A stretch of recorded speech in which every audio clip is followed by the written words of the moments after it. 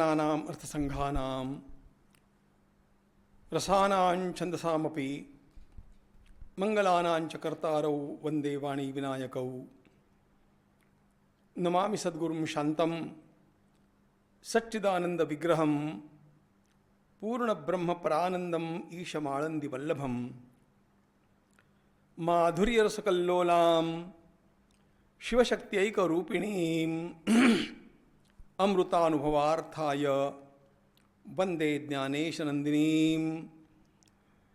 योगेन चित्तस्य पदेन वाचां मलं शरीरस्य च वैद्यकेन योपाकरोत्तं प्रवरं मुनीनां पतंजलिं प्राञ्जलिरानतोऽस्मि। योग के इस अंतर्विज्ञान का प्रवास करते हुए हम लोग भगवान पतंजलि के ईश्वर प्रणिधानाद्वा इस विकल्प तक आए।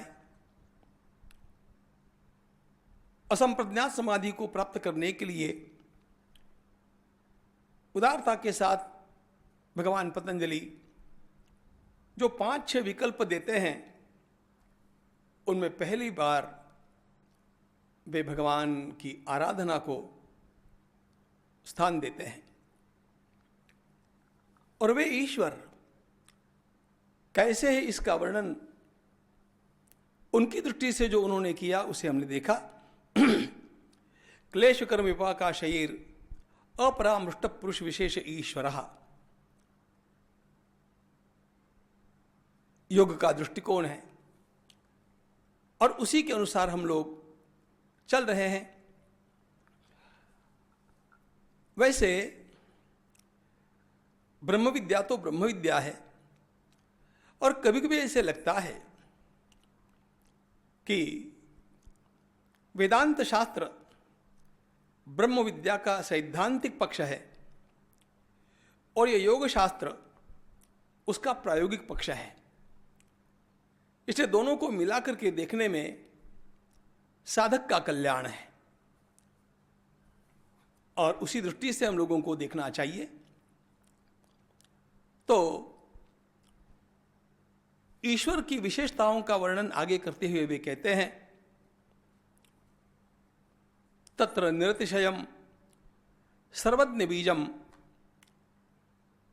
दोनों पाठ है, तत्र निरतिशयम सर्वज्ञ बीजम, ऐसा ही पाठ है, दोनों बातें एक है।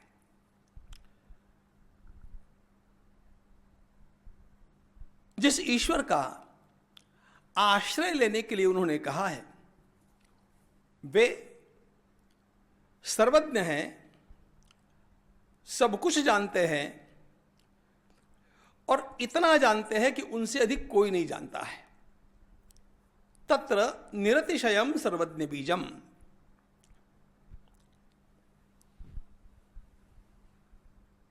जिसके पास ज्ञान नहीं होगा वह शिष्यों का, साधकों का कल्याण कैसे कर सकेगा। भगवान सर्वज्ञ है। ज्ञान हम लोगों को भी होता है, कुछ लोगों को कम होता है, कुछ लोगों को अधिक होता है, लेकिन यहां कम अधिक ज्ञान की बात नहीं है। किसी को किसी एक विषय का ज्ञान है तो दूसरे का अज्ञान है। मुझे भारत का ज्ञान होगा तो विदेशों का ज्ञान होगा। हम सभी का ज्ञान सीमित है। बड़े बड़े महापुरुषों का अत्यंत विलक्षण ज्ञान भी सीमित है। यह असीम ज्ञान की बात है। ईश्वर का ज्ञान कैसा है, वस्तुतः वे ज्ञान स्वरूप है, फिर भी उनका ज्ञान कैसा है इसका वर्णन थोड़ा देखें। अनेक बार हम लोगों को समीप की चीजों का ज्ञान होता है, दूर की चीजों का नहीं होता है। अनेक बार सूक्ष्म अणु का ज्ञान होगा, विराट ब्रह्मांड का नहीं होगा। मुझे बाहर से इंद्रियों से जो दिखता है उतना ज्ञान मुझे होगा, किसी के मन के भीतर क्या है इसका ज्ञान नहीं होगा। वर्तमान काल का ज्ञान होगा, भूतकाल का नहीं होगा, भविष्य काल का नहीं होगा। ईश्वर की यह विशेषता है कि उन्हें भूत भविष्य वर्तमान का पूरा ज्ञान, सूक्ष्माति सूक्ष्म और विशाल से विशाल सारी आकृतियों का ज्ञान, उनको अंतरंग ज्ञान, बहिरंग ज्ञान, ज्ञान का कोई कोना ऐसा नहीं जो उन्हें पता नहीं। इसीलिए उन्हें सर्वज्ञ कहा गया। ईश्वर सर्वज्ञ हैं, वे केवल सर्वज्ञ नहीं हैं। उनका वर्णन बड़े सुंदर ढंग से वायु पुराण में किया हुआ मिलता है। कैसे है ईश्वर? तो कहते हैं सर्वज्ञता तृप्तिरनादि बोधा स्वतंत्रता नित्यमलुप्त शक्ति अनंत शक्तिश्च विभोर्विधिज्ञा षडाहुरंगाणि महेश्वरस्य। ईश्वर के बारे में ये बातें जाननी आवश्यक है, क्योंकि जिसे हमें समर्पण करना है, जिसकी भक्ति करनी है, अपने को स्वयं को जिसके अधीन करना है, वे है कैसे? तो कहते हैं वे सर्वज्ञ हैं, वे सब कुछ जानते हैं। दूसरी बात, उनकी विशेषता है तृप्ति। हम लोग अतृप्त हैं, वे प्रभु नित्य तृप्त है। किसी भी बात के लिए उनके मन में अतृप्ति की भावना नहीं है। सर्वज्ञ है, नित्य तृप्त है। फिर कहते हैं उनका ज्ञान, उनके ज्ञान की एक विशेषता है। वैसे देखा जाए तो जो अत्यंत श्रेष्ठ मुक्त पुरुष हो गए, जिन्होंने कैवल्य प्राप्त किया, वे भी सर्वज्ञ कल्प हो जाते हैं। लेकिन साधन करने के पश्चात उनको सर्वज्ञता प्राप्त हुई। पहले तो वे अल्पज्ञ ही थे। ईश्वर का ऐसा नहीं है, वो पहले से ही सर्वज्ञ है। पहले अल्पज्ञ थे, कुछ अज्ञान था, बाद में पूरा ज्ञान आया, ऐसा नहीं। फिर कहते हैं वे कर्तुम अकर्तुम अन्यथा कर्तुम स्वतंत्र है। उनके द्वारा कुछ भी किया जा सकता है, किया हुआ बदला जा सकता है। उनके ऊपर किसी का नियंत्रण नहीं है, वे स्वतंत्र है। संसार में कोई भी ऐसा नहीं हो सकता, बड़े से बड़ा व्यक्ति भी ऐसा नहीं हो सकता। हर व्यक्ति को कहीं न कहीं जाकर के पराधीनता की अनुभूति तो होती है। ईश्वर स्वतंत्र है। और फिर कहते हैं नित्यमलुप्त शक्ति ही, वे सर्वशक्तिमान तो है, लेकिन ऐसा भी नहीं है कि कभी कभी उनकी शक्तियां लुप्त हो जाती हो। अरे ये मुझे याद नहीं आ रहा है, ऐसा नहीं।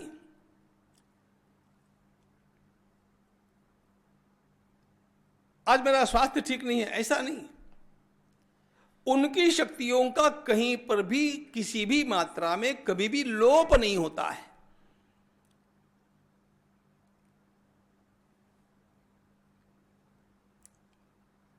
और फिर कहते हैं अनंत शक्तिश्च, उनकी शक्ति की कोई सीमा नहीं है।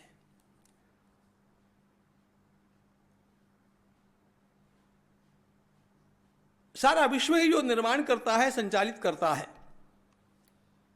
और उसको विलीन करता है, उसकी शक्ति की क्या सीमा होगी। सर्वज्ञता के साथ साथ ये सारी बातें उस प्रभु में हैं और वे स्वयं ऐसे होने पर भी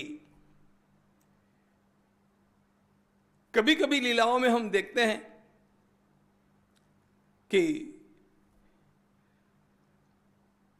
शक्ति न होने जैसी लीला करते हैं।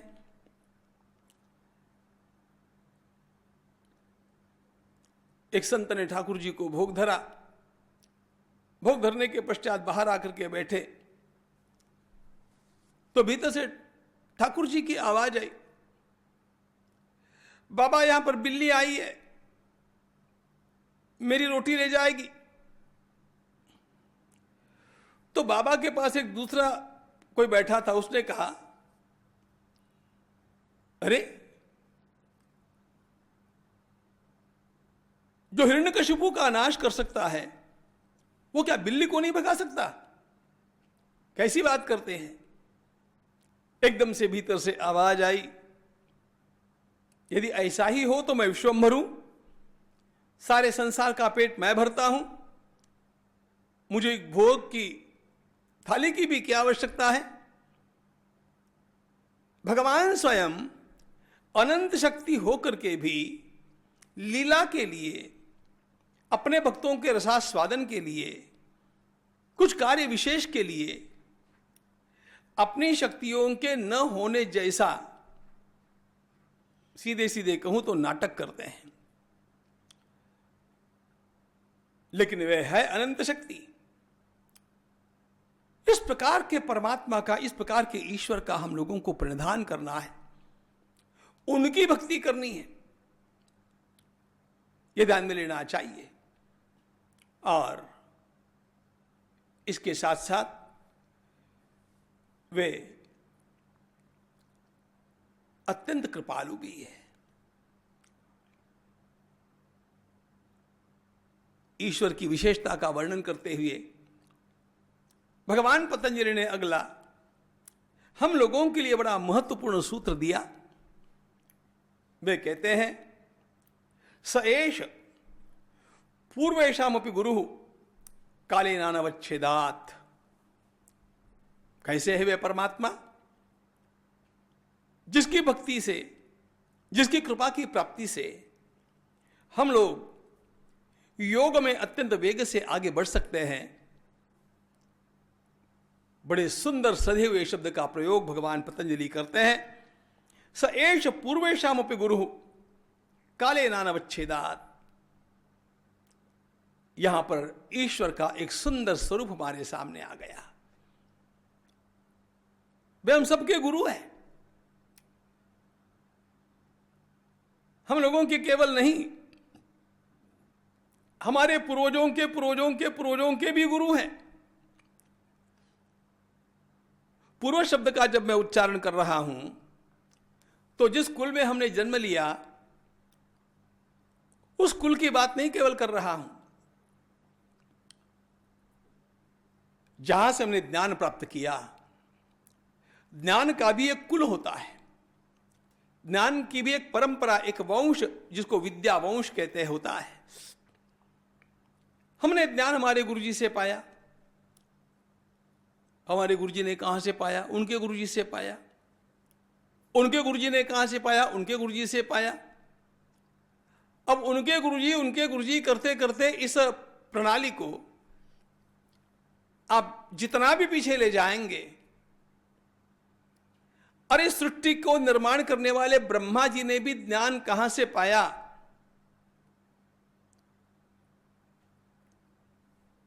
भगवान पतंजलि कहते हैं उनके भी गुरु श्री भगवान है। स एष पूर्वेशामपि गुरु कालेनानवच्छेदात्। बाकी सब लोगों को काल की एक सीमा है। एक समय था जब अमुक व्यक्ति नहीं थे, काल से उनका अवच्छेद हो गया। ईश्वर का कभी काल से अवच्छेद नहीं होता है। वे स्वयं नहीं, ऐसा कोई समय ही नहीं। और इसलिए जो भी ज्ञान प्राप्त होता है वह परंपराया इनडायरेक्टली बाय सीक्वेंस अंततोगत्वा ईश्वर से निकला हुआ ज्ञान है। ज्ञान तो कहीं से न कहीं से आना पड़ेगा, तब न प्राप्त होगा।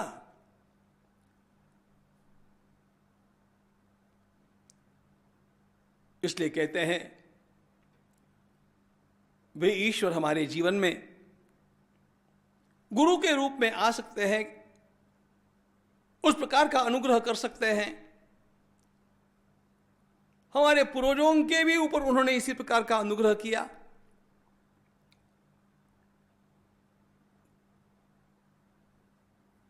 गुरु कैसा अनुग्रह करते हैं, थोड़ा सा इस बात को भी स्वच्छ कर लें, क्योंकि यह शब्द बड़ा महत्वपूर्ण है। गुरु गुशब्दस्त अंधकार स्यात् ऋषब्दस्त निरोधकः अंधकार निरोधत्वात् गुरुरित्यभिधीयते।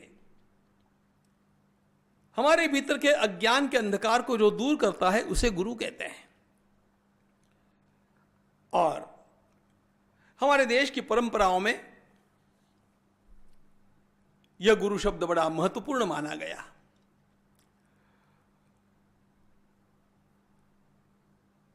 गुरु ब्रह्मा गुरु विष्णु गुरुदेवो महेश्वरः, इस प्रकार से गुरु के महात्म्य का वर्णन हमारी परंपरा ने किया है। जितना गंभीर और जितना गरिमामय यह शब्द है, उतने गंभीर उतने गरिमामय गुरु जिसको प्राप्त हो जाए वो धन्य है। लेकिन अनेक बार ऐसे होते दिखता नहीं है। तो इस बात को भी समझ लेना चाहिए कि वास्तव में क्या गुरु जी की आवश्यकता होती है।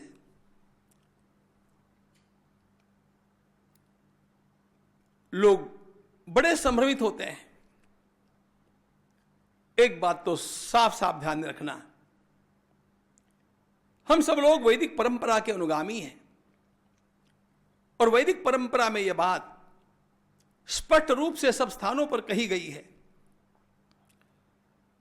कि मनुष्य को अपने उद्धार के लिए गुरु की नितांत आवश्यकता है।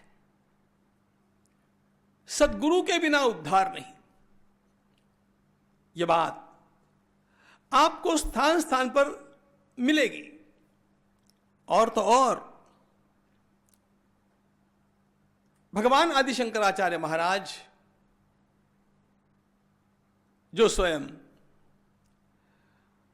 अष्टमे चतुरो वेदा द्वादशे सर्वशास्त्रविद, 8 वर्ष की अवस्था में संपूर्ण वेदों का ज्ञान प्राप्त कर लिए, 12 वर्ष की अवस्था में सारे शास्त्रों का ज्ञान जिनको उपलब्ध हो गया, वे भी अपने सद्गुरु की खोज में चले। और आचार्य चरणों ने लिखा है, सकल शास्त्रज्ञोपि स्वातंत्र्येन ब्रह्मान्वेषणं न कुर्यात्। चाहे मैंने सारे शास्त्र पढ़ लिए होंगे, चाहे मैं उनका अत्यंत अच्छा ज्ञाता हो गया हूं, लेकिन यदि मुझे आत्मज्ञान प्राप्त करना है, यदि मुझे इस मनुष्य जीवन को कृतार्थ करना है, तो उसके लिए जिस ब्रह्म ज्ञान की आवश्यकता है, आत्मज्ञान की आवश्यकता है, वो स्वतंत्रता से मुझे मेरे बल पर प्राप्त नहीं हो सकता।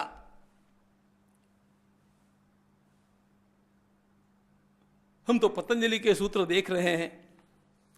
ध्यान रखना, योग के मार्ग में शिव सूत्रों का भी बड़ा महत्व है। शिव सूत्रों में एक सूत्र आता है, ज्ञान का उपाय क्या है, यह पूछा गया। भगवान शिव ने उत्तर दिया है, गुरुरुपायः आत्मज्ञान की प्राप्ति के लिए सद्गुरु ही उपाय है। क्या होते हैं सद्गुरु, कैसे वे उद्धार करते हैं और ईश्वर हमारे लिए गुरु की भूमिका कैसे निर्वाहित करते हैं, देखेंगे। ज्ञानेश्वर महाराज।